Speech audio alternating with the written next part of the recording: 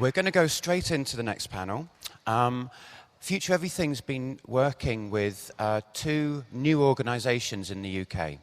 The two catapults, the Future Cities Catapult, who worked with us in this session, which was also in association with City SDK, and also the Connected Digital Economy Catapult. And I'm delighted to introduce the Chief Executive of CDEC, Neil Crockett, to introduce the next panel. Good morning, ladies and gentlemen. So first of all, it's a great pleasure to be asked to chair this session. I'm the CEO of the Digital Catapult. I could talk for hours about it, but I'm not going to this morning because what really matters is the panel. So I just want to move on straight away. I think the panel is going to join me on the stage pretty soon. I hope they are. Otherwise, it's going to be a long hour for you. I just want to start off by saying in 1989, Tim Berners-Lee submitted a paper to his boss at CERN, and it was entitled Information Management, a Proposal. And his view was that a web of notes and with links between them was much more useful than a sort of fixed hierarchical system. And his boss looked at it and reviewed it and passed the comment that the paper was vague but exciting. And I think 25 years later, I still think I think it's true to say that we are still at the start of the Internet or connected age, really. And a lot of what we have in front of us is still vague but exciting. And I think that fits in very well to the theme of this conference, which is Tools for an Unknown Future. And it's about convergence. It is about data and economics. It is about data and IT and creative. And it's about us, it's about our context versus some sort of fixed hierarchical system. And I'm really pleased to be on a panel which I think has three people who can give us real insight to that vague but exciting future that we have. And the first of those is Irene. Irene is a professor of marketing and service systems. She's director of the International Institute of Product and Service Innovation at the West Midlands at the Warwick Manufacturing Group at the University of Warwick. She's a senior member of Wolfson College in Cambridge, but what she combines that with is 16 years herself as an entrepreneur. And if you haven't read her new book, I would encourage you to do so. Irene didn't tell me to say that. I'm actually saying that you should go and read it. It's an excellent book. It's called Creating New Markets in a Digital Economy, Value and Worth. And it's really about context and personalization and how that's driving new horizontal marketplaces.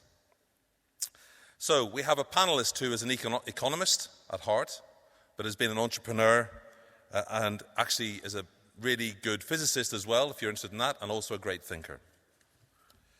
The second person on our panel is Volker. Volker has 20 years at Arup. He's director of Arup's IT and communication systems practice. He's part of their Global Future of Cities leadership team. And he's actually done several great blogs. If you get a chance to look at his blogs online, I would recommend them. One of them called Transforming the 21st Century City via the Creative Use of Technology. And I'm really pleased to say that both Irene and Volker are on the Digital Catapults Advisory Network, or the group that helps us keep straight. I'm not sure if that's a reminder that I'm meant to be off the stage or the clock, but anyway, I'll hurry up. The third panelist is Simon Giles. Simon works for Accenture. He's the global senior principal for their Intelligent Cities team. He works with Bristol Universities, where he's developing a program and a doctorate on smart cities. Before his current role, he worked in the World Economic Forum, preparing papers around smart grids, low carbon finance, and the future of urban development. He recently said, technology is driving every aspect of our lives in cities. So that's your panel. I think it's a really interesting panel with diverse views. I've already had a bit of a social with them in the green room, and there is going to be an interesting discussion today. I'm going to ask each of them to speak for 10 minutes. I'm then going to lead a bit of a Q&A myself on some things I actually think it would be of interest. And then I want to try and spend as much time as possible opening up to the floor for questions and answers. And then I'm going to ask each of them to give us one final word, one final takeaway from the discussion that we should take from the room. So I'll introduce the panel. The first speaker, I believe, is Irene. Yeah?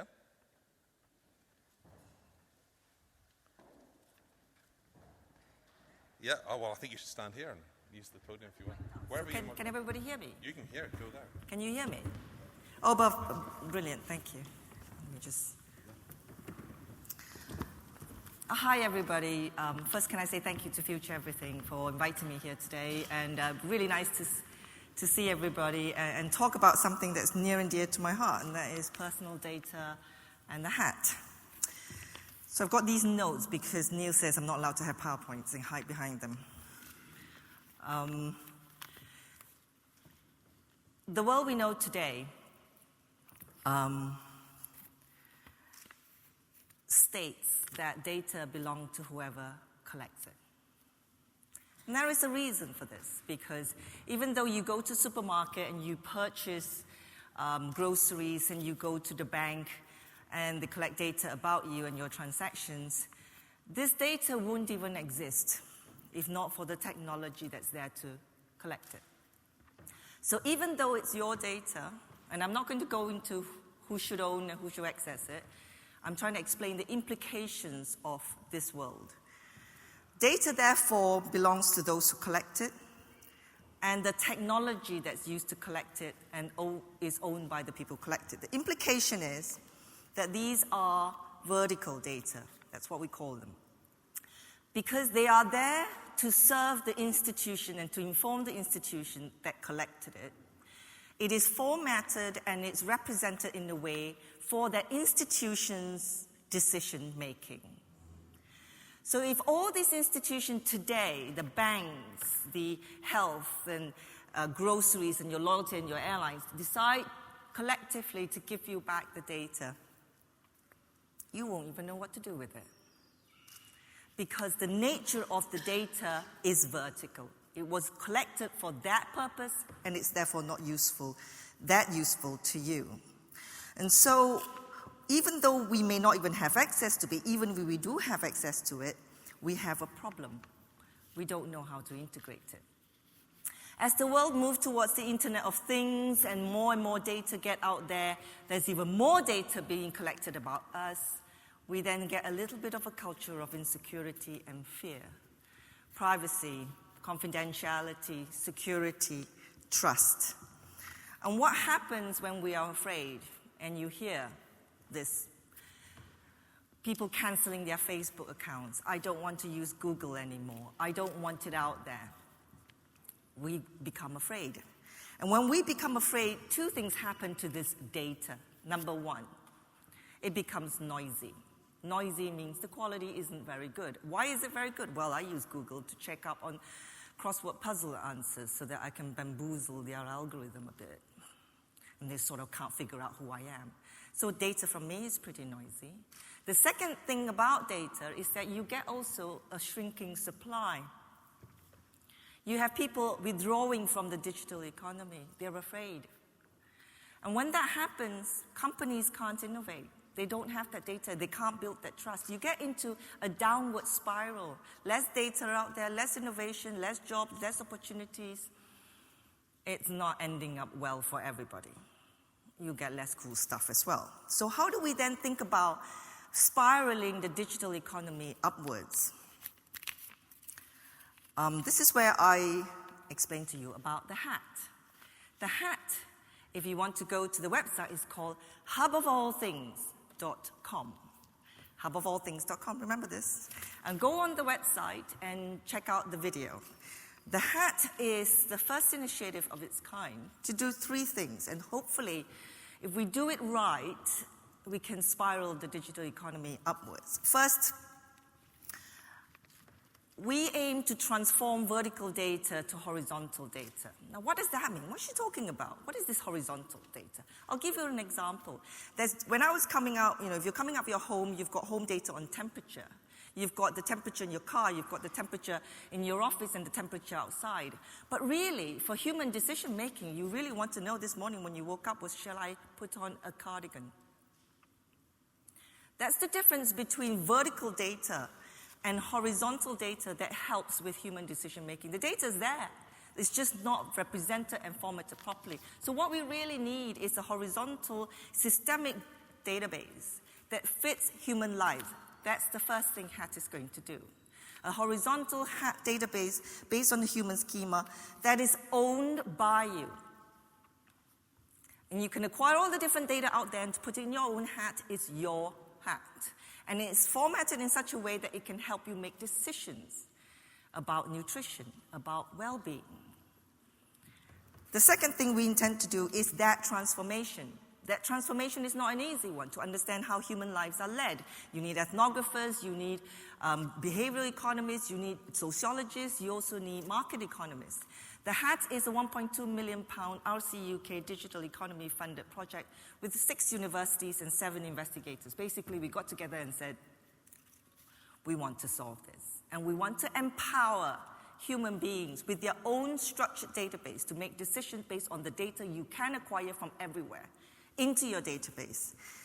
The third thing the HAT will do is it will create a platform for you to both acquire data as well as export your data.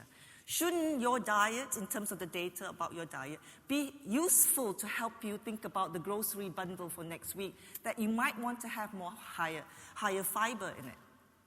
Couldn't your data of the past be applied to a future, help you with better decisions, help you think through some of these things, nudge you through better things that you want to do better in your life? So the HAT basically is creating a platform on which you can trade this data with firms so that you can have more personalized products and services, so that you can have advice.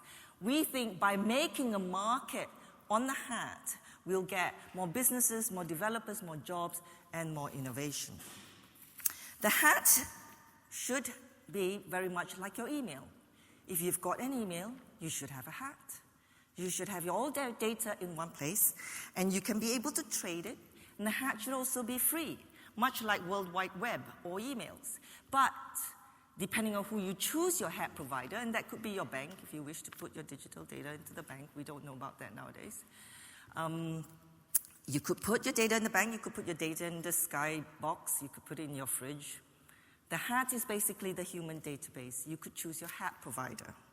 It should be ready in 2015.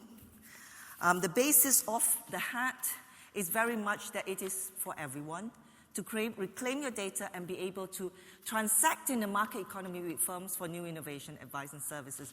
The basis of the HAT is around the book I've written, and this is a shameless plug, at good bookstores everywhere. Thank you very much.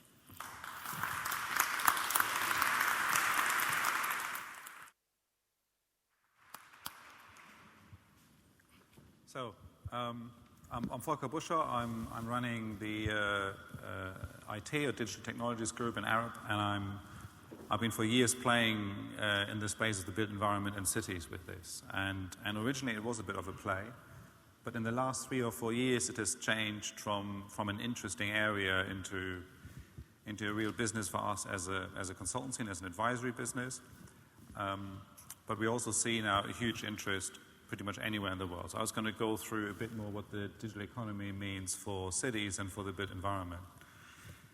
On the back of that, I discovered that I can also soon get nutritional data that will help me with my shopping list and my exercise regime via the HAT, which I think for me would be a good thing. The starting point for us is the digital economy in the built environment is set to grow rapidly. I mean, not just a slow sort of 10-year usual progression of new technology entrants. We think this will be disruptive to the built environment because we don't just have one technology trend emerging, we have 4 technology trends all hitting our industry and cities at the same time. So we don't see a slowing down in mobile and connectivity, we don't see a slowdown in social, cloud computing, and now with the Internet of Things enabling everything, we see these mega trends creating a platform that potentially could transform how people conceive and work in the built environment and in cities. Work we did for BIS estimated a market opportunity of 40 billion of the digital economy and about 400 billion of new infrastructure programs that would be enabled by these new technologies. Now, whether that figure of 400 billion, which has been printed everywhere, is true or out by 50% or not actually doesn't matter, because it's most likely to go up. And it's already at a scale where people are saying we need to understand what this means. What we talk about today, the data economy, is one critical part of that. And we think it's one of those assets that people are starting to develop strategic frameworks for, or should start to develop strategic frameworks for. But it comes with a range of other capabilities I just want to touch on. So the soft capabilities around vision and leadership, skills, reference architectures, the ability for people to understand what Irene and her team is proposing is, we think, one of the key requirements to play in this area. So you can't just focus on the hard infrastructures, the data platforms, the message brokers, the Internet of Things, the new backhaul technologies. You've got to have the soft capabilities too. And for cities, we think this is very exciting now, because we're seeing 5 areas where the value or the outcomes or impacts that cities want to achieve will be delivered through digital economy. The first 2 are usually quoted by industry. It's the functional gain in the city, so how do we deal with parking or congestion or energy or maybe security, and it's the environmental outcomes. So all the research has pretty much shown that without data and information you can't create the feedback loops to create significantly more efficient resource systems, whether that's greenhouse gas emissions or energy or water, etc. Industry in the past has focused on those 2 domains. The next 2 are probably the top priorities for politicians and the driver behind the digital economy in cities. And they are, at one level, job creation. Manchester actually launched or presented a strategy 2 weeks ago at another event, which I thought was brilliant, about the regeneration of the city centre. And the digital economy was supposed to generate 1/3 of the jobs that would fill these new sort of urban places they want to create. The second one, though, is actually developing. It's sort of coming in slow from the side, and it's now taking over all 5, which is how this is creating new political platforms and how this is changing the dialogue between the citizen and the political leader in cities. The mayor of Rio has come up with a great phrase, which is impossible to remember. It's called polis digitocracy. It took me about a month of writing it down 3 times a day to be able to say it. Polis digitocracy. And he is very clear that this will be radical around the relationship, for the relationship between the citizen and the leaders of cities. And we think it's so interesting because citizens and political leaders in cities are so close to the actions, rather than national leaders, that we think they are most likely the next big wave of political leaders who shape the world in which we live.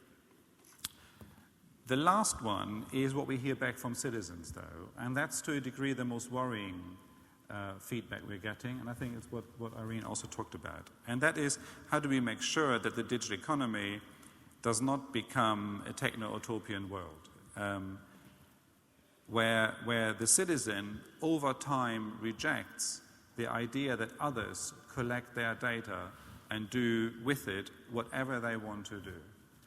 And sort of legal frameworks and regulatory frameworks to stop that, I think, are currently failing. So this is a very difficult area to get our head around and to be ready for.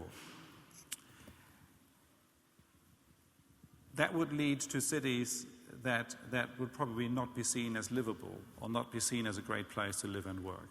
And we might need sort of, those of you who do architecture, Jane Jacobs of the digital economy in cities, who works through this and gets to the bottom of how we can protect the citizen, or even better, actually, how we can empower the citizen to be a more powerful voice in this debate. So the key challenges Neil asked us to think about, I think there are 2 key challenges to deal with this. The first one is the capability of city leaders to engage in this debate and to take their role is completely underdeveloped in the vast majority of UK cities. Same for European cities, actually. But the political and civil executives of cities, this is a new domain outside their traditional training and thinking, and they're struggling a bit with creating frameworks that allows them to be more effective. Not running technology, not building systems, but to be an effective political voice in this digital economy. And the second one is the privacy and trust. If we don't deal with the trust issue, this could stop at the point where the citizen will reject it, and since they are citizens and not employees who you can't tell what to do, the whole thing will fall flat. They're the opening things. The takeaways, I think, we come to later. Thank you.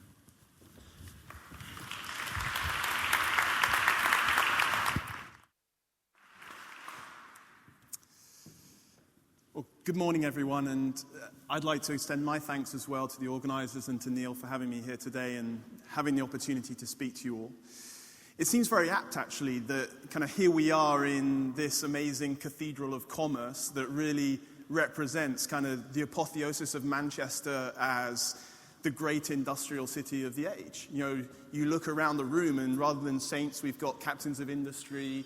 But, you know, this is a cathedral. This represents how Manchester became the world's leading industrial city. And the question I raise at the moment and talk to my clients around the world about is, what does that mean within the context of the information economy? If you look around the world and you go to cities, most of them are still living in the world of the industrial economy. All their structures, their institutions, their governance reflects the way in which we built cities to adapt and succeed within the industrial economy. They invested in infrastructure to enable the industrial economy. They created centers of production, they created roads and railways and canals and sewerage and places to bring workers. But what adaptation have we really seen within cities to transition from the industrial economy to the information economy? And the question I quite often get asked is, what does it mean? What does it mean to make that transition and to become an urban information economy? What's the role of the city? You know, is the city just going to become a dormitory and a place of commercial real estate where people commute from maybe, you know, out in the countryside, they come into the city, they come to their place of work and then they go out? Or are people just going to start telecommuting? You know, what is the role of the city in market making that urban information economy?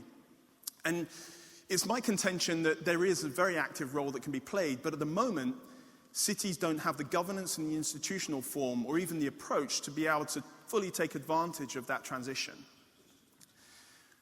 So what does that really lead us to? The question is, if we're going to transition to an urban information economy, what's the role of the city in creating modern-day infrastructure?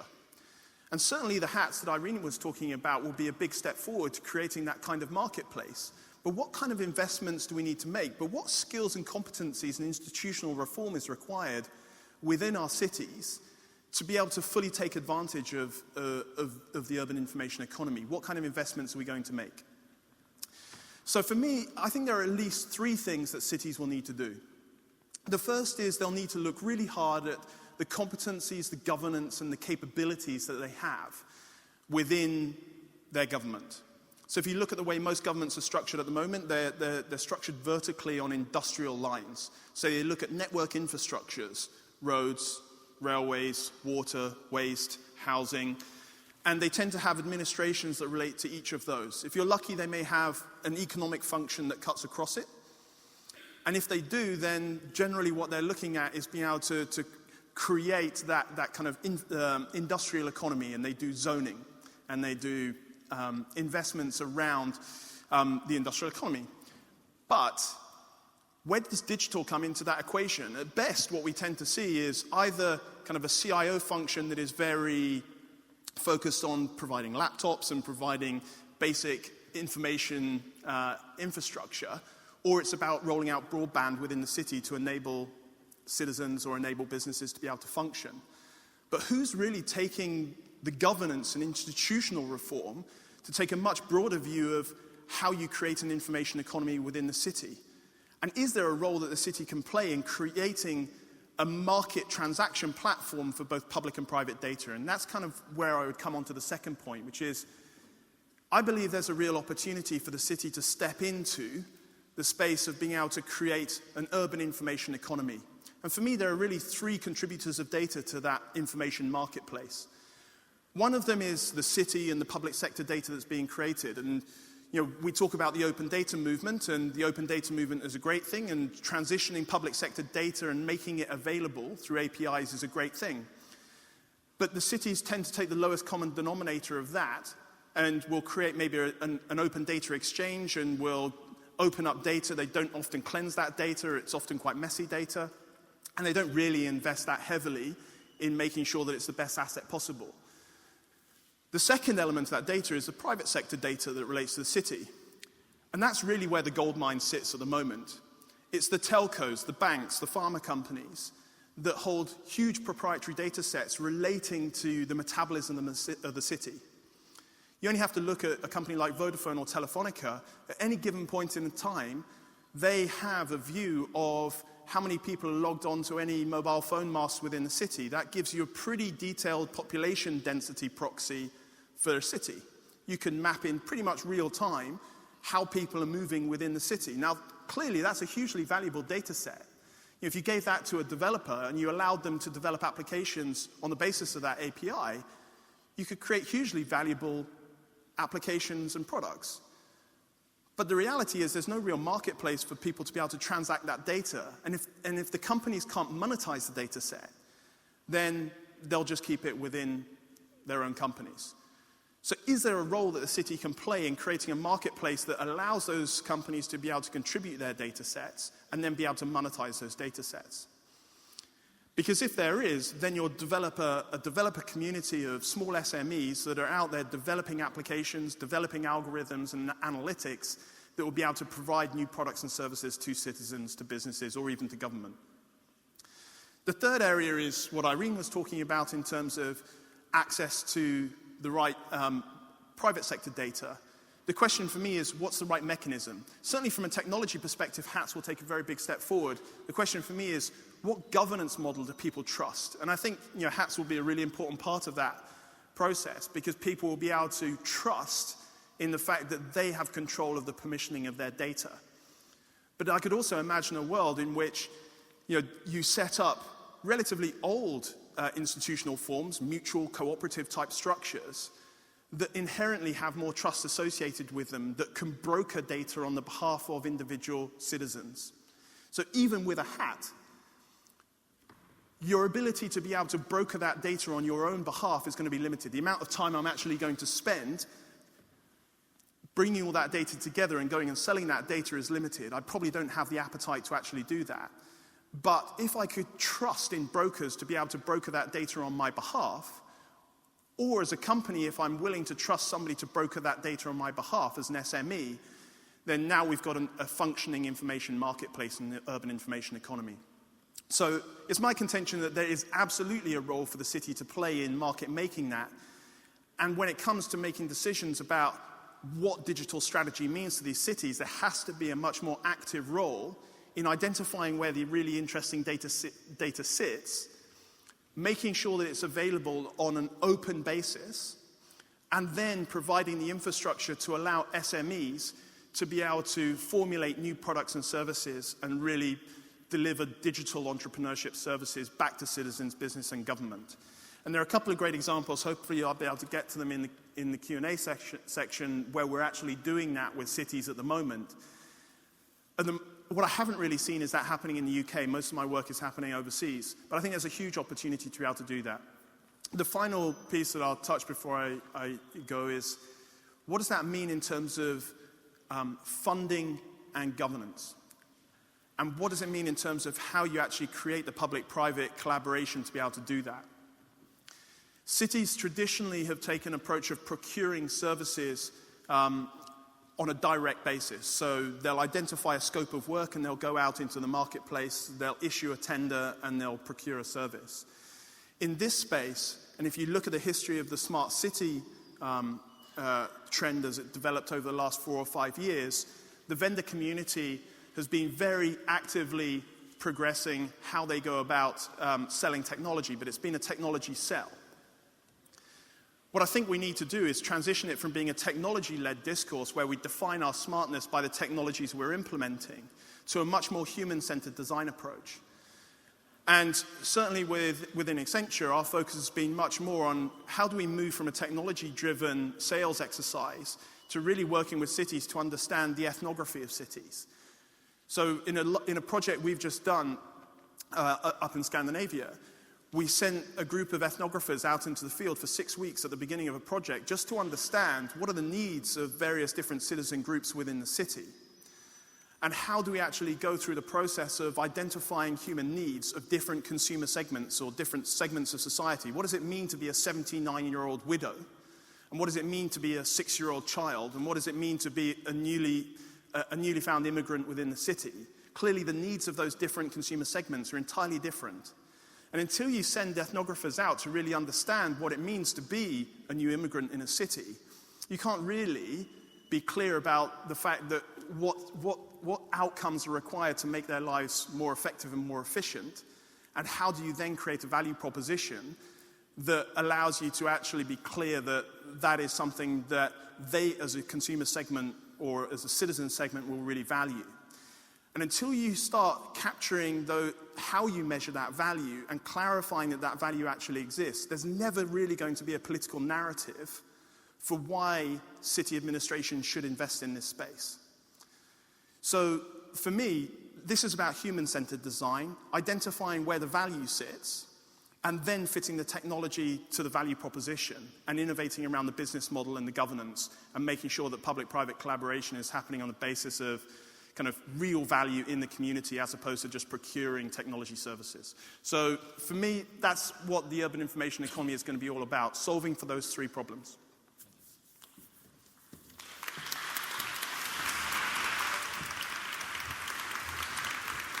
So thank you, Volker, Simon and Irene. I think that was a very diverse look at different perspectives of the data economy. I think what you've already realized is that we're looking at this topic through the optic of cities and citizens and what their role is. And I think we're looking at the future of the data economy through various corners. I think the presentations have already looked at various corners. I think we had a look very much from the citizen and the personal look. We had a look at a framework in terms of what does this mean in terms of a city framework. And I think we had a look at it we touched on talking globally as well. So I think it's given us a good context. I'm very, very keen that we get through questions now, and I'm very keen we get to questions that you want to ask. But I can't resist diving a bit deeper in to some of the things that were said in the presentations. I'm going to have some rules, panel, and I'm just going to do this for the audience, which is when I ask the question, if you could just be very succinct, and I think there's a lot we already heard, but I want to get quite quickly to the nub of the answers, and then we can get some more time for the audience. To some degree, all of you avoided just talking about technology. I mean, you realize this is multidisciplinary as we go forward. I think the temptation of technology, or certainly from our industry, is to talk technology. And when we say interoperability and we talk interoperability, we mean machine to machine. I just want to switch that around. I think, Simon, you touched on it near the end here. Let's think about interoperability from the human interoperating with the city, yeah? And this is a mechanistic discussion about how that might work. It's also a sort of a motivation, a human design, an engagement factor. And Simon, you've talked about it first, so I'm going to go over to Irene and Volker for a bit more. What are the challenges here? What are we going to do about that? Maybe some stories that you could share with us about your views on that. Irene? It starts from there. All right, starts with Volker. Two comments on that. One is the cities are about people. You know, there are places for people to and they choose usually to live and work there. So you have to start with it. You know, that is absolutely the starting point. And currently, the way technology is planned and delivered in cities, it doesn't start with the citizen. And that is there's a fundamental flaws in the way cities deal right now with this agenda. The risk is, though, that when we bring it back only to human-centric discussion or citizen-centric discussion, is we don't deal with the capability issue that lies within the councils, that they just don't understand technology. So we're really worried about both. At one level, bring it back to what is in it for the citizen and why. And at another level, how can the political leaders and the civil executives of cities equip themselves to understand these radically new technologies? I mean, we're talking about stuff that can measure anything, anywhere, anytime. and then make it publicly available to anybody in the world. That's what's going to happen. And who in the city really understands the technologies that will make that happen? Right, thank you. Irene? Right.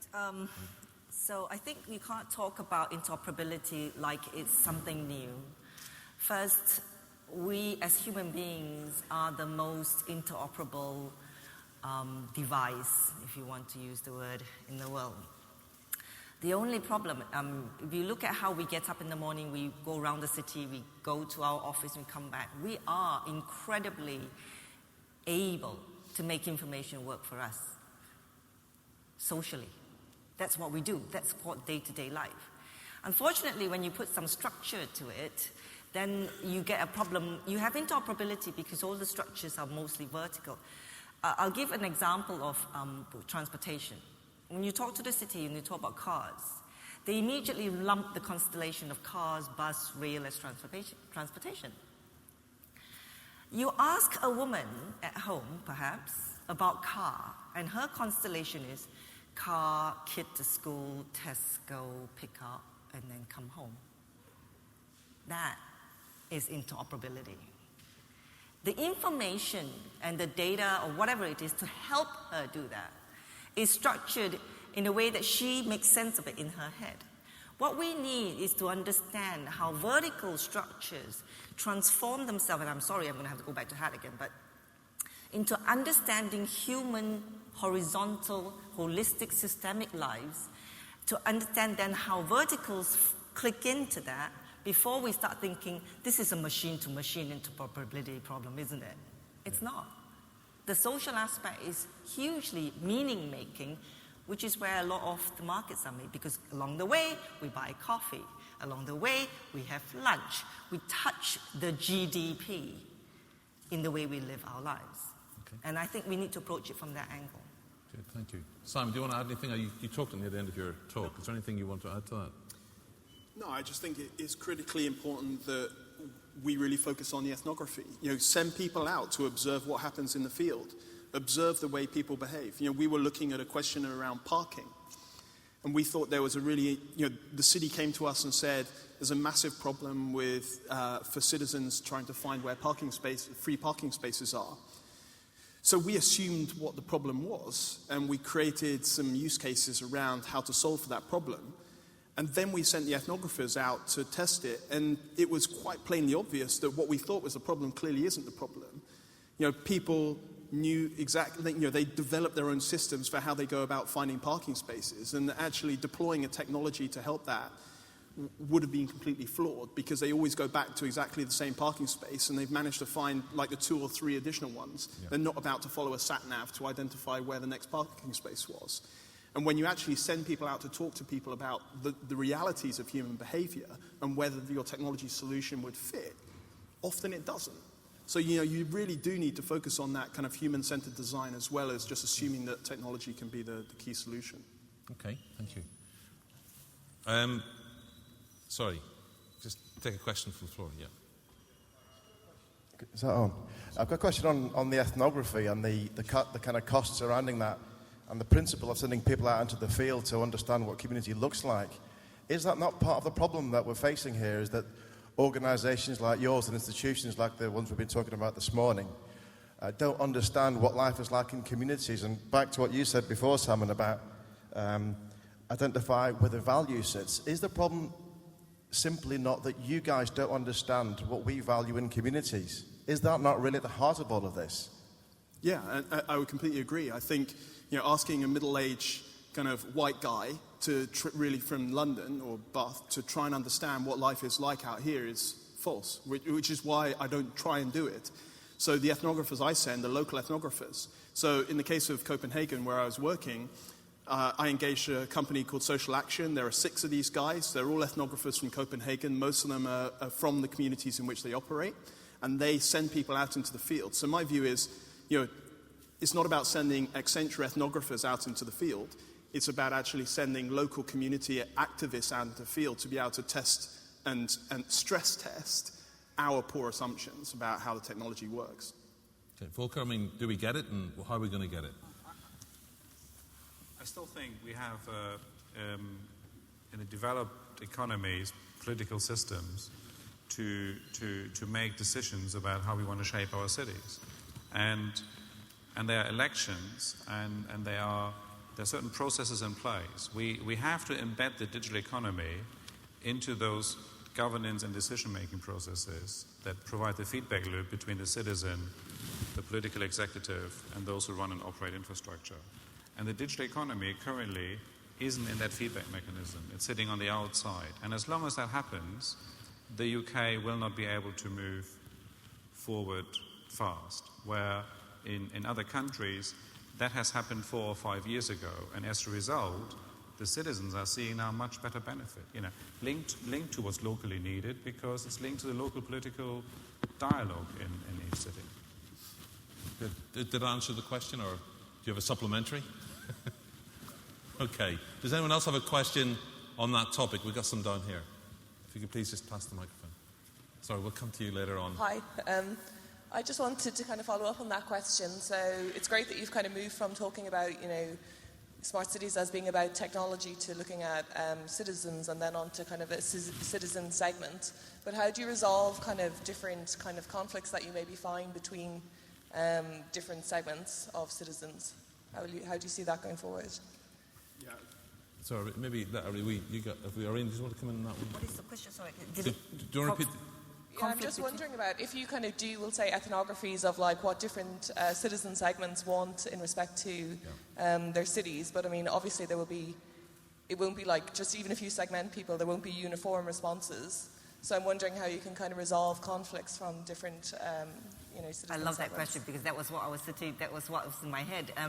So let me explain how we look at lives, right? The life that works is the one that you wake up in the morning, everything works, tick-tock, you had your breakfast, you go out, and traffic's smooth, you get to work and everything.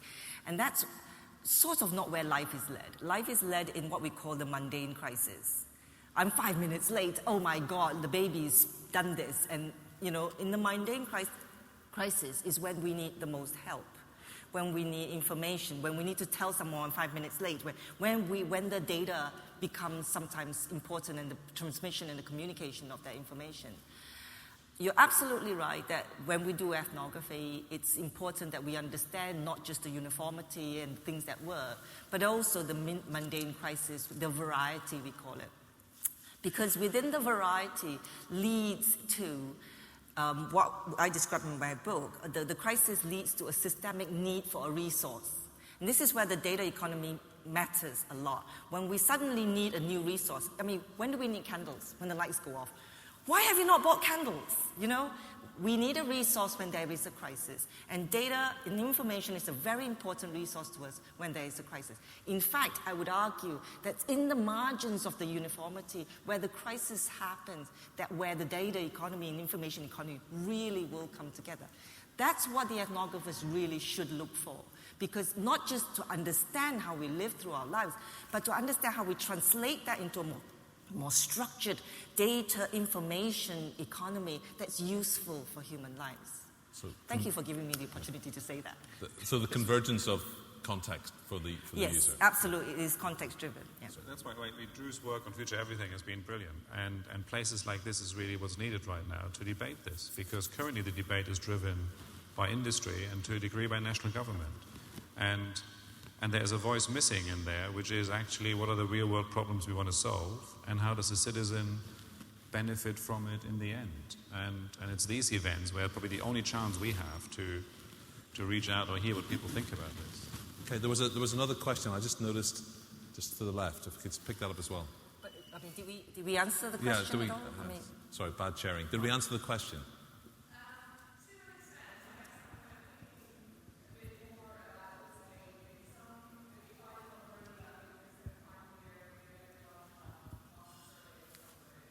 So, could you pass the microphone back? Would you mind? Sorry. And apologies for not validating that before I left you.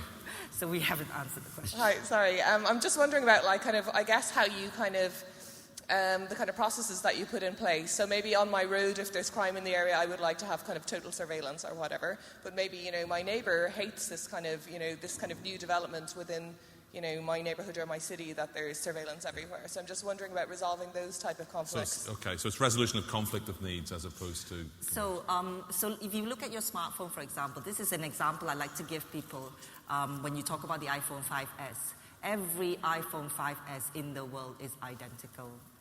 Every iPhone 5S in the world is unique. So there is a technological solution for our variety, for the way we live our lives, and that is to understand where our input comes in when you build the technology that allows us to have the freedom to use the information to encompass that variety. Does that help to understand it a little bit? I guess some things it just seems that like when you put the governance in place, even if it's with the citizen in mind, that's a very specific type of citizen, and I don't know if it... I'm going to ask Simon. Simon, I know, wants to say something on this, and I'm going to move on. If you don't mind, we'll probably move on to the question. Sorry.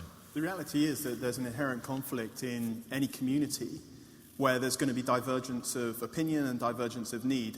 The reality is that the way cities and corporations deliver services are at an aggregated scale because they need to deliver economies of scope and economies of scale. That's one of the benefits of living in a city.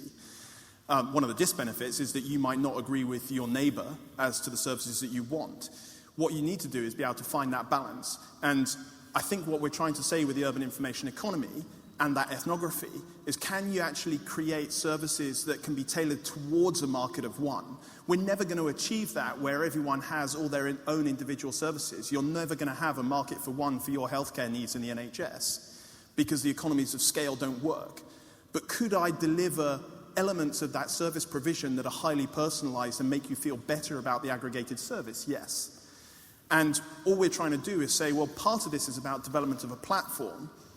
And, I think, interestingly, HAT could be a big step forward here, because what it allows you to do is then get micro app developers and micro service providers that become very focused on service provision into niche communities and being able to provide those services at a much lower barrier of entry and cost. So I think the journey between mass customization and personalization in market one is a bigger debate than we can have in the room. So maybe afterwards, if you want to catch up with the panel. We just move to the next question. I think, again, you've been very patient. There's another question to the right. Yeah. Thank you. My question refers to what we discussed before in terms of understanding citizens' needs. And then I'm interested, how would you develop or improve the interface between local governments and actually the censoring of citizens' needs, and who should be in charge? And you provided the example, but how could this be done on a more systemically? Volker, we'll go to you. So we're very skeptical that there's one body, whoever it is, that understands all the citizen needs because of the complexity that is involved in cities and the inherent conflicts you have and just different views that we have as individuals. We're citizens who do what they want. You put a sign up not to cross a certain path, and for some people that is actually the incentive to cross that lawn or that green. So citizens do what they want. So I don't think we will ever have a top-down structure that plans. I hope we'll not have a top-down structure that plans every outcome a citizen wants to achieve in their city. There are multiple instruments to get there. Coming back to my previous point on the digital economy, it is not in that debate at all. So the cities, Manchester, the bigger cities in the UK, or the medium-sized cities, will spend over 7 years maybe £1 billion on sort of digital infrastructures and transport. They probably spend 10% of all their capital projects now on a digital economy. They will spend within their own IT systems between 300 million and 1 billion, depending on the size of the city over that period. That is all being spent only to run specific technologies, individual vertical systems, the way Irene talked about. It's not linked to the broader discussion about the digital economy. So there's a huge waste happening right now. And that's where probably the top-down governance is needed, because the money and how it gets spent is decided at that executive level. Did that answer? Sort of. How would ensure that the knowledge actually travels to where it's needed for decision making? How to improve the interface between censoring and making decisions based on this? I mean, I think it's interesting to look at the UK in contrast to some other countries, especially the US. And I think at the heart of this is a problem of how much power resides in the cities, or how little power resides in the cities in the UK versus other countries. If you go to the US invests huge amounts of money at the city level in engaging in the relationship between citizens and the city. Actually here, people have relationships to the local communities that they're operating in, but they have relatively little relationship with the actual city administration, because most of it happens at national level. And for me, what we need to do is kind of break that back down. And a lot of it is due to the fact that the technologies that are being implemented for citizen relationship management are still 1990s technologies in an internet age. You know, digital platforms for citizen interaction still haven't really seen the light of day within the construct of the UK public sector in cities. And there's no good excuse for that other than the fact that there hasn't been the funding to be able to do it. You do see it in places like New York and Chicago, where the 311 programs are now going into the next stage of iteration, which will be much more personalized and much more digital by their very characterization. There is no reason why, with the modern technologies that are emerging, why that shouldn't be the case within UK cities, other than the fact that there is no real reason, because in general we don't have elected mayors, and in general, you know, the power of the cities tends to be significantly declined. Sorry to wrap up. We're really under time pressure. I had a lot of questions to ask, but actually they're not as important as the ones you have. We've got time for one more question. Hi, Simon and Volker. My name is Gunther. I'm working in Amsterdam on a joint venture on repurposing vacant infrastructure. And I have the question, if you look at urban challenges like food scarcity or aging, what's your take on merging the data and the physical side? Are your strategies like mostly data-based, or are you also trying to come up with strategies or physical representations of that? I'm smiling at Irene at the book. I'm going to ask you, can we all have about 20 seconds to go at that, because I think it's a big topic. Our business is in building cities, you know, we're engineers at heart. So we went into the digital because it's a new economy and it's important, but what we're really excited about it, how it will change mobility in the city, for example. At that point, you have to look at everything. The sharing economy, the horizontal integration of data that Irene talks about, but putting charging points out there, electrification, new bus transport infrastructure. It's those cities who can put now all of these strategies into coherent action so that London can receive another 1 million people without getting 1 million more cars. Or Manchester can continue with the revitalization of the city centre, but it being a livable city centre rather than a clogged up city centre. So the physical will be completely part of this. Sam, if you're okay, if I just ask that one more response from Irene, and then we'll have to close it. So the sharing, especially the collaborative consumption economy, is a very, very big part of the data economy's future. I just want to emphasize that when we start becoming more and more connected, not everything would touch the GDP in that sense. You know, it will not be a transaction. If your food is expiring in your fridge, there is a possibility someone else could take it. And that could be a lowering of some transaction costs to allow that to happen, sharing vacuum cleaners and all that. There is a huge amount of waste in our economy, huge. And the waste happens because the transaction costs to share what we have is so high, it's not worth passing it around. The connected digital economy, when we start building platforms for sharing, will reduce transaction costs down to nothing, hopefully. That makes sharing much, much more lucrative, much more friction-free. Hopefully by then we can look at waste in a way that it bubbles up and create a much, much more fulfilling and efficient society. Thank you. And we're going to call it a close there. I think there's more questions, but we are sorry that. I just want to thank the panel. We've had a very diverse set of views, very interesting questions from the audience, and thanks for your time and thanks to the panel.